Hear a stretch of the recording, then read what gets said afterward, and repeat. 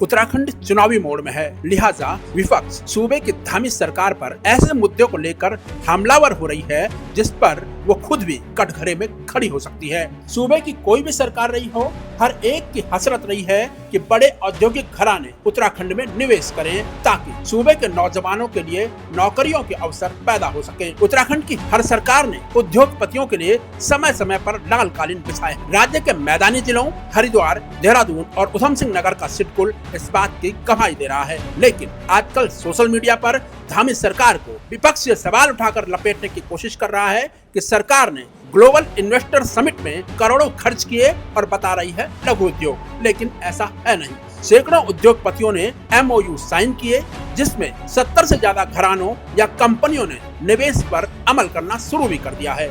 ऊर्जा का क्षेत्र हो, मैन्युफैक्चरिंग का फील्ड या फिर दवा इंडस्ट्री या रियल एस्टेट या फिर टूरिज्म इंडस्ट्री या मेडिकल फील्ड, हर जगह निवेश होता दिख रहा है। लेकिन सवाल यह है कि क्या लघु उद्योग मुफ्त में लगते हैं? उनमें चवन्नी का भी निवेश नहीं होता?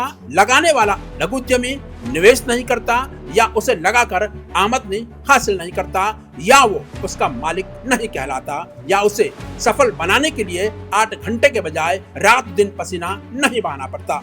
देखा जाए तो एक आटा चक्की लगाने में मशीनें खरीदने से लेकर बिजली कनेक्शन लेने तक निवेश होता है। लगाने वाला या तो खुद की पूंजी लगाता है या बैंक से लोन लेता है, जो पूंजी बाजार में घूमकर अर्थव्यवस्था को मजबूत करती है। इतना ही नहीं, 2-4 लाख में लगने वाला लघु उद्योग लगाने वाले को सिर्फ आजादी ही नहीं देता बल्कि मेहनती भी बनाता है और स्वाभिमानी भी। वो किसी मालिक का नौकर नहीं होता, वो खुद का मालिक होता है और रात दिन मेहनत कर अपने उद्योग को बढ़ाने की कोशिश करता है। देखा जाए तो छोटी सी चक्की भी एक परिवार को पालती है और उसकी आमदनी देश प्रदेश की अर्थव्यवस्था को मजबूत बनाने में अपना योगदान देती है। हालांकि यह अलग बात है कि उत्तराखंड में विपक्ष को लघु उद्योग में न निवेश दिखता है न सरकार का योगदान, जबकि देखा जाए तो लघु उद्योग न तो बिना निवेश के लग सकता है और न बिना सरकार के सहयोग के। जरा सोचिए, अगर एक जिले में 1000 लघु उद्योग स्थापित होकर सफल हो जाएं, तो कितना आर्थिक विकास होगा, कितनी बड़ी पूंजी अर्जित होगी और वो पूंजी स्थानीय अर्थव्यवस्था से गुजरती हुई